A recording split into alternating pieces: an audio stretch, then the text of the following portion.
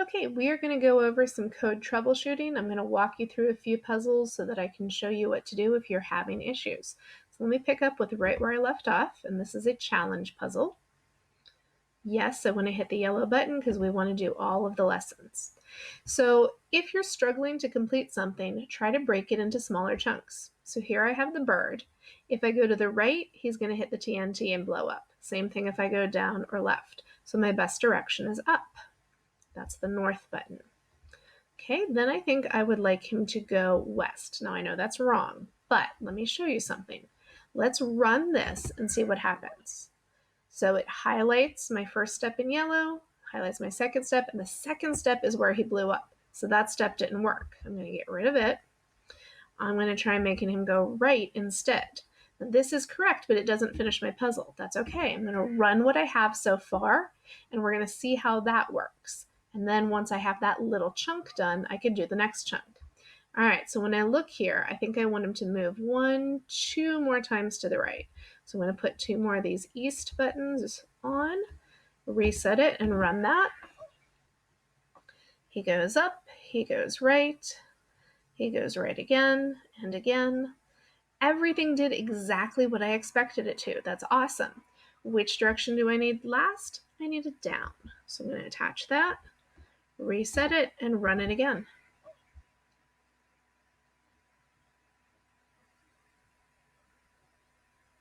And yay, now he lands on the piggy. Okay, now you know that you need to complete your lessons in order, but I'm going to jump ahead to show you a different type of strategy that you can use. So you would keep working your lessons in order. Let me show you. Let's see, this is a challenging one for a lot of people. Okay, so the directions, again, you always want to read them, and remember, you can hit the play button if you can't read it, and it will read it to you. The directions say you have to move in 2 directions to get to the corn. Help the harvester pick the right direction. And look, it has all of this code right here already for you. Well, when I go to run it, it doesn't work. So he does the first 2 things I expect, and then he goes bump, bump, and he can't do it. So this up button was not the direction I wanted.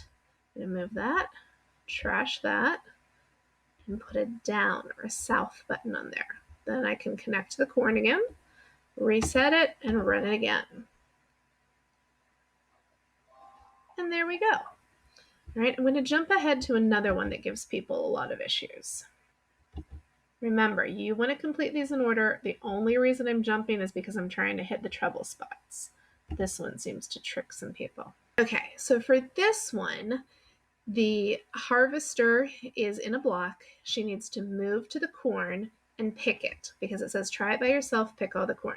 So the first place I have to move is down, and then I want to pick that corn. Now, here's what I see a lot of kids do. They put another pick corn right on top of it. Well, if I do that, I'm picking 2 corns in the same place, but there aren't 2 corns here. There's only 1. That's why it has the number 1. I have to move again before I can pick the next corn. So what I really need is a down in between those. Okay, so I move down, I pick the corn, I move down, I pick the corn. Then I want to move left. And a lot of times, again, people will forget to actually pick the corn. You need to do that. So that should solve that one. I wanted to show you the step button. If you use it, it'll go through each of the things step by step. So if I press step, it shows the first step highlighted in yellow, and it does it over here. That is exactly what I expected it to do, so that's good. I'm going to press step again. It moves to the next step by picking the corn. Press step again, it moves down. Step again, it picks the corn. Step again, he moves to the left, and step again, picks the corn. All right, I'm going to jump ahead and show you one more that is giving people some issues. Okay, so this challenge says the treasure goes all the way down these stairs. Write the code to help Laurel get it all. So in this one, you're going to be using the repeat block because it's in loops. If you haven't gotten all the way up to the loops lesson yet, you don't need to use loops. It will teach you loops when you're ready to learn that concept. But in this case, I am working on loops, and so I will be using this repeat button because I only have 13 blocks that I can use, and your when run block always counts as that first block. All right, so on this one, Laurel needs to go down 1, 2, 3 times. So I'm going to use a repeat, and I want her to go down. I'm going to change that number to a 3. Okay, I'm going to run this and show you an issue. She's moving down, but she's not picking up any gems. That's because I forgot the get gem code. So I'm going to put that in there with it, reset it, and run it again. This time she picks up the gems. Okay, so now we need to change directions. We need to go to the right. Here's another mistake I see kids make. They put it inside of the repeat. Watch what happens if we do that. She goes down, gets a gem, goes right, tries to get a gem. Well, she can't go right there. There's no gems there. I didn't want it with that. I wanted her to do the down and get the gem 3 times, then move on to different instructions. So what I actually need is another repeat. And this time there are only 2 times that she does that. Okay, so let's reset that.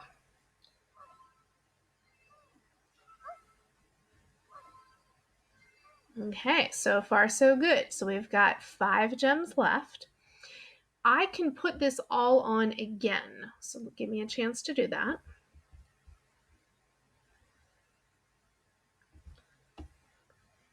Okay, I've put the rest of my code on. So I have it going down 3 times and getting the gem, going to the right 2 times and getting the gem. I did not put numbers in these ones because I want to show you a common mistake here again. So I'm going to hit run. Nothing is happening.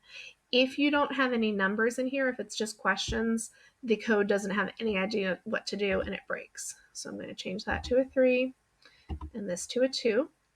You can see that I used my 13 out of 13 blocks. I'm going to reset it and run it again.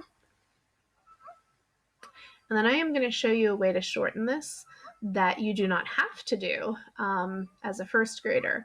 But when you get into these in the upper grades, you would have to do it. Okay, so that's done. I'm going to hit try again because I want to show you one more thing. You can actually nest loops. So that was a perfectly good code, but because the down and right repeated itself, I can nest this code inside of this one to repeat it. And let me show you it again.